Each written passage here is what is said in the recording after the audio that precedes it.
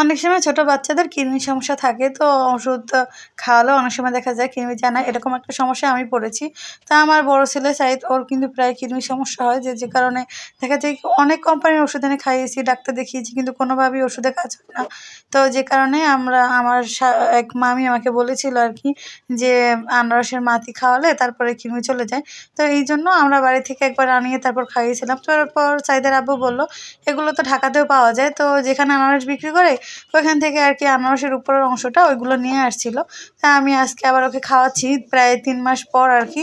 তো এর মাঝখানে ওর কিন্তু আর কৃমির সমস্যা ছিল না একবার খাওয়ানোর পর, কিন্তু এর আগে কিন্তু ওষুধ খাওয়ানোর পর প্রত্যেক মাসে একবার করে ওষুধ খাইয়ে দেখেছি, তাতেও হয়নি। তো এটা খাওয়ানোর পর ম্যাজিকের মতো কাজ করে আর কি। পরপর 2 দিন খাওয়ালে তারপর আর কিন্তু আর কৃমি থাকে না।